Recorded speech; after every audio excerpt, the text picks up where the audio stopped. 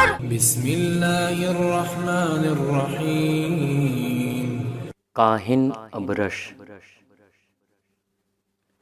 بوڑھا آدمی عجیب شکل و صورت کا انسان تھا۔ اس کا چہرہ لمبوترا، گال پچکے ہوئے، ہڈیاں ابھری ہوئی، ماتھا تنگ، آنکھیں چھوٹی، اندر کو دھسی ہوئی تھیں۔ سر کے بال سفید اور لمبے تھے، جو عورتوں کی لٹوں کی طرح کھجور کے ریشوں سے بندھے دونوں اور سینے پر پڑ رہے تھے۔ داڑھی ناف تک لمبی تھی، مونچھیں داڑھی سے مل گئی تھیں، لبیں اتنی بڑھی ہوئی تھیں کہ منہ کو ڈھک کر داڑھی سے جا ملی تھیں۔ اس شکل و صورت کو دیکھتے ہوئے بوڑھا کسی بن مانوس سے کم نہیں لگتا تھا۔ اس کے بائیں ہاتھ میں انسانی کھوپڑی تھی اور دائیں ہاتھ میں کسی انسان کے ہاتھ کی ہڈیاں تھیں۔ گلے میں ہڈیوں کی مالا تھی۔ پہناوا بھی عجیب تھا۔ ایک لمبا جبہ تھا جس کا نیچے کا حصہ اونٹ کے اون کا تھا۔ سر سے کمبل لپیٹے ہوئے تھا۔ اس کی چھوٹی چھوٹی آنکھیں، بھیتر کو دھسی ہوئی آنکھیں چنگاریوں کی طرح چمک رہی تھیں۔ اس بوڑھے کا نام ابرش تھا۔ بوڑھا کاہن بھی تھا اور عارف بھی۔ کاہن کا مطلب ہوتا ہے پیچھے کی باتوں کو بتانے والا، اور عارف کا مطلب ہوتا ہے آگے کی باتوں کو بتانے والا یا جاننے والا۔ تمام عرب اسے جانتے تھے۔ اسے لوگ پہنچا ہوا انسان سمجھتے تھے، اس کی باتوں پر یقین رکھتے تھے۔ ابرش نے چمکتی آنکھوں سے چاروں اور دیکھا۔ ہر اور انسان ہی انسان نظر آ رہے تھے۔ سب خاموش کھڑے تھے، اس کی اور نظریں گڑی ہوئی تھیں۔ ابرش نے تیز آواز میں کہا، اے لات و حوبل کے پوجنے والو، شاید تم کو یاد ہوگا کہ آج سے پورے 40 سال پہلے اسی طرح کی روشنی اور اسی طرح کی چمک ایک بار پہلے بھی دیکھی جا چکی ہے۔ جس طرح آج ہم تم سب حیران ہیں، ویسے ہی اس دن بھی ہوئے تھے۔ مجھ سے اس دن پوچھا گیا تھا کہ یہ چمک اور روشنی کیسی ہے؟ اس دن میں چپ ہو گیا تھا، اس لیے کہ میرے علم نے جو بات اس دن بتائی تھی وہ میں بیان نہیں کر سکتا تھا، اور آج میں بنا پوچھے خود ہی بیان کرتا ہوں۔ لوگ بڑے دھیان سے اس کی باتیں سننے اور وچار کرنے لگے۔ ابرش نے کہا، دیکھو میرے ہاتھ میں یا انسان کی کھوپڑی ہے اور یا ہاتھ کی ہڈی ہے۔ میں نے انہیں اس میدان میں پایا تھا جہاں بنو بکر اور بنو تغلب جیسے زبردست قبیلوں کی لڑائی پورے 40 سال تک جاری رہی۔ ممکن ہے کہ دنیا اس لڑائی کو جہالت کا کرشمہ بتائے، لیکن عرب جانتے ہیں اور اچھی طرح جانتے ہیں کہ یہ جہالت کی لڑائی نہ تھی، بلکہ خودداری اور عزت اور ناموس کی حفاظت کے لیے لڑی گئی تھی۔ یہ صحیح ہے کہ ہمارے قبیلوں میں ایکا نہیں ہے اور وہ بکھرے ہوئے ہیں۔ ہر گاؤں، قصبے اور شہر کا حاکم الگ ہے، مگر ہمارا ایکا بھی مناسب نہیں ہے۔ جب ہم ایکا ہو جائیں گے تو ہمیں ایک دوسرے سے دبنا پڑے گا۔ اس سے ہماری خودداری کو دھکا لگے گا اور یہ بات ہماری روایتوں کے خلاف ہے۔ ابرش تقریر کر رہا تھا اور لوگ بڑے غور سے سن رہے تھے۔ اس نے آگے کہا، اے عرب کے سپوتو، اس کھوپڑی کی اور دیکھو۔ اس کھوپڑی نے مجھے آگے کی بات بتا دی ہے۔ دنیا کروٹ لینے والی ہے، ایک بڑا انقلاب آنے والا ہے، ہمارے معبودوں کو رسوا کیا جانے والا ہے۔ غیرت مند عربوں، کیا تم اپنے خداؤں کی ذلت پسند کرو گے؟ ہر اور سے آوازیں آئیں، کبھی نہیں، ہرگز نہیں، زندگی کی آخری سانسوں تک نہیں۔ ابو لہب کے پیر میں چوٹ آ گئی تھی، تکلیف تھی، اچھی طرح سے کھڑا نہ ہو سکتا تھا۔ حمزہ کے کندھوں پر ہاتھ رکھے کھڑا تھا۔ اس نے چلا کر کہا، ہم اپنے معبودوں کو ذلیل کرنے والوں کے سر توڑ دیں گے، مر جائیں گے اور اپنے خداؤں کی ذلت گوارا نہ کریں گے۔ ابرس نے کہا، یہی ہونا چاہیے۔ جن معبودوں کو ہم اور ہمارے باپ دادا پوجتے رہے ہیں، کیا ہم ایسے ہی بے حس، ایسے ذلیل کمینے ہو جائیں گے کہ ان کی ذلت کو گوارا کر لیں گے؟ لات و عزا کی قسم، ہرگز نہیں۔ سچے معبودوں کے پجاریوں سنو، آج سے 40 برس پہلے رات کو ایسی چمک اور روشنی دیکھی گئی تھی جیسے آج دیکھی گئی ہے۔ وہ رات بڑی ڈراؤنی تھی۔ اس رات کو ہمارا معبود ہوبل منہ کے بل گر پڑا تھا۔ جب ہم سب نے اٹھا کر اسے قائم کیا تو وہ کھڑا نہ رہ سکا اور پھر گر پڑا۔ ہم نے پھر اسے کھڑا کیا لیکن وہ پھر بھی کھڑا نہ ہوا اور تیسری بار بھی گر پڑا۔ یہ سب باتیں آپ سب لوگوں کو اچھی طرح یاد ہوں گی۔ ابو لہب نے کہا، اچھی طرح یاد ہے۔ تمام حجاز اور سارے عرب پر اس دن ہیبت چھا گئی تھی۔ اس رات کو آسمان پر بہت زیادہ غیر معمولی طور پر ستارے ٹوٹتے ہوئے دیکھے گئے تھے۔ آسمان عجیب قسم کی روشنی اور چمک بھی دیکھی گئی تھی۔ اس رات کو صبح سویرے ہمارا سب سے بڑا خدا خود منہ کے بل گر پڑا تھا۔ جب ہم نے اسے اٹھا کر کھڑا کیا تو وہ کانپ کر پھر گر پڑا۔ ایک دو بار نہیں، پورے 3 بار گرا تھا۔ ابرس نے کہا، میرا مقصد اس واقعے کو یاد دلانا تھا۔ سنو، اس رات کو صبح سویرے وہ ہستی وجود میں آئی جس سے ہمارے معبود جلیل و رسوا ہوں گے۔ آج اس کی عمر پورے 40 سال ہو گئی ہے۔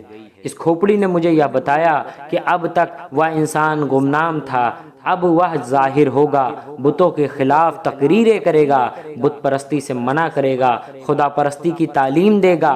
آؤ رو، خوب دل کھول کر رو، ہمارے معبود بھی ہم سے روٹھ جائیں گے، دنیا اندیکھے خدا کے سامنے جھک جائے گی۔ کیسا ہوگا وہ زمانہ؟ ابرس کی آنکھیں بھیگ گئی۔ مجمع میں سے اکثر لوگ رونے لگے۔ ابو جہل نے کہا، مقدس ہوبل کی قسم، میں ہر اس آدمی کو قتل کر دوں گا جو ہمارے معبودوں کو برا بھلا کہے گا۔ میں ہر اس آدمی کو قتل کر دوں گا جو اندیکھے خدا کو سجدہ کرے گا۔ ابرس نے کہا، کاش تم ایسا کر سکتے، پر یہ کھوپڑی کہتی ہے کہ ایسا نہ کر سکو گے، دیکھو گے اپنی آنکھوں سے اپنے معبود کی ذلت کو۔ حمزہ نے پوچھا، کوئی اپائے ہے اس سے بچنے کا؟ ابرس نے کہا، ہے، کیوں نہیں ہے، اپائے ہے۔ پہلے تو آپس کے جھگڑے بند کرو، تمام قبیلے ایک ہو جاؤ اور وعدہ کرو کہ خدا کو ماننے والے کی زوردار مخالفت کرو گے، چاہے وہ کوئی بھی ہو، کسی قبیلے کا ہو، اس کو ستانے میں کوتاہی نہ کرو گے اور کوشش کر کے اسے قتل کر ڈالو گے۔ عرب میں یوں تو بہت سے قبیلے تھے، لیکن ان میں سے کچھ ہی تھے جن کا زیادہ احترام کیا جاتا تھا۔ ان میں بھی بنی ہاشم کی سب سے زیادہ عزت ہوتی تھی، چونکہ خانہ کعبہ کا احترام تمام قبیلے کرتے تھے۔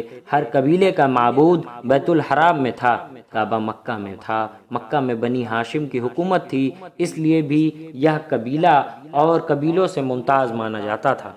ابرش کو یہ خیال ہوا تھا کہ ان کے معبودوں کو ذلیل کرنے والا اگر بنی ہاشم میں سے ہوا تو بنی ہاشم کے دبدبے اور رعب کی وجہ سے کوئی اس طرف دیکھ نہ سکے گا۔ اس لیے اس نے یہ چال چلی کہ بیت الحرام میں سب سے اقرار لینا چاہیے۔ عربوں کی ایک خاص بات یہ بھی تھی کہ جو عہد و اقرار وہ کر لیتے تھے اس سے پیچھے نہیں ہٹتے تھے، چاہے اس میں سے کتنا ہی مالی اور جانی نقصان کیوں نہ ہو جائے۔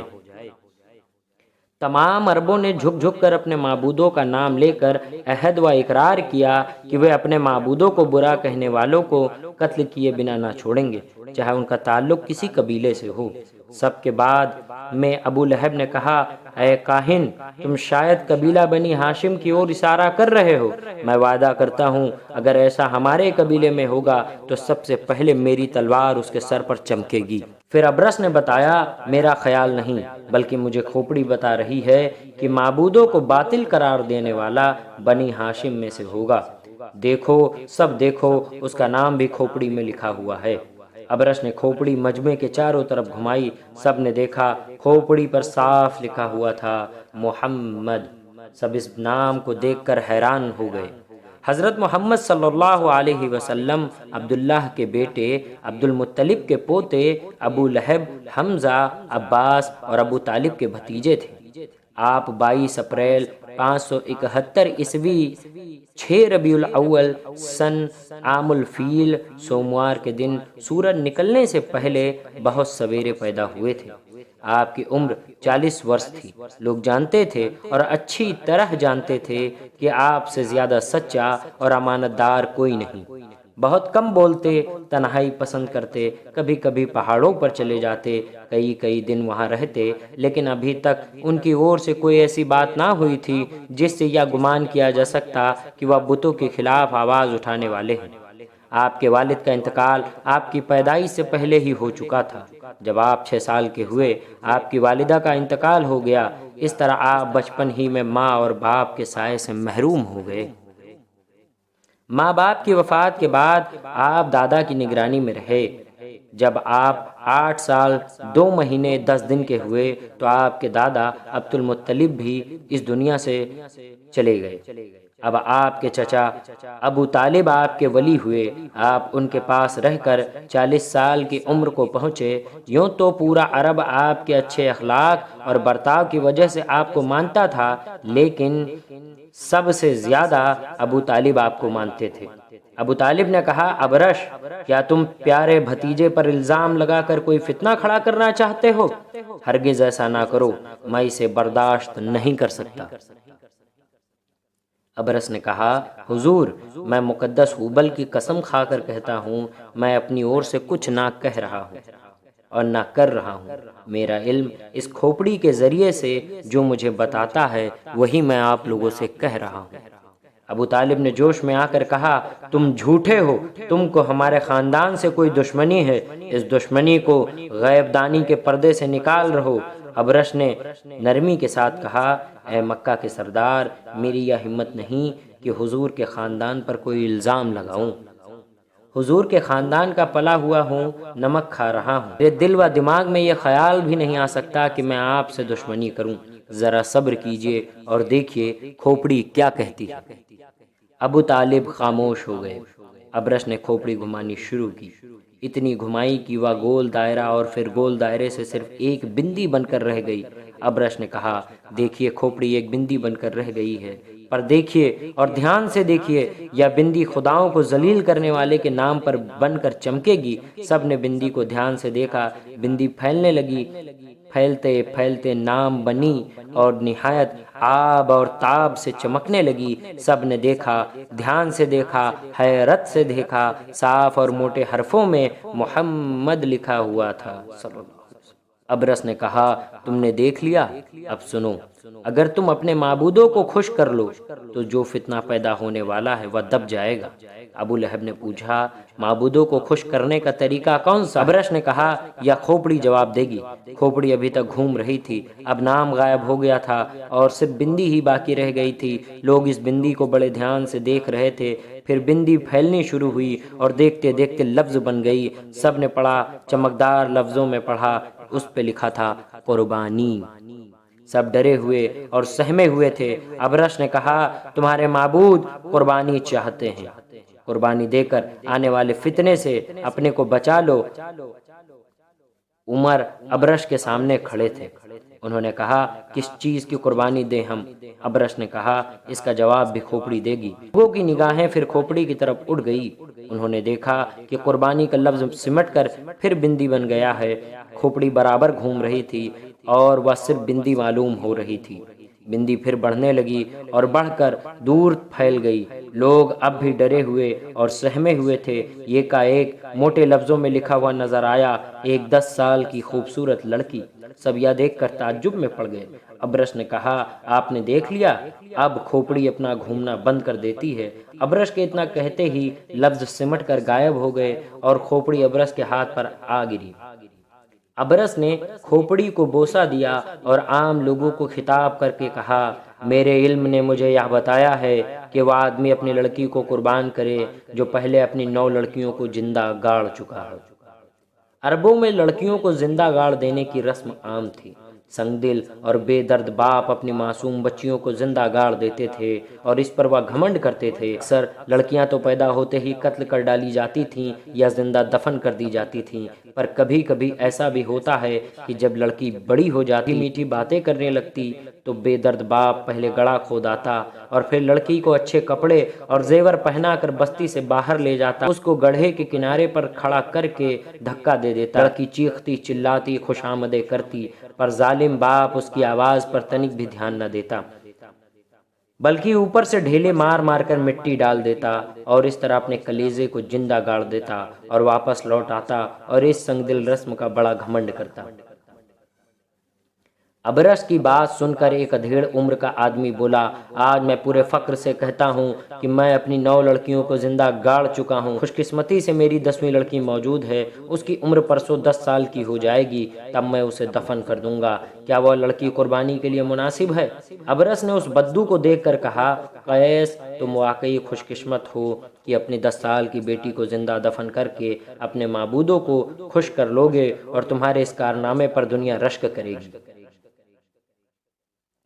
قیس بن عاصم کا بنی تمیم قبیلے سے تعلق تھا۔ وہ بڑا سنگدل تھا۔ اپنی 9 لڑکیوں کو زندہ گاڑ دینے کے باوجود وہ 10ویں لڑکی کو زندہ گاڑ دینے پر تیار ہو گیا تھا۔ اس نے سینہ پھلا کر کہا، پرسوں میں اپنی لڑکی کو گاڑ دوں گا، بستی کے باہر لوگ جمع ہو جائیں، اس قربانی کے بعد کوئی ڈر باقی نہ رہے گا۔ یہ سن کر لوگوں کو تسلی ہوئی۔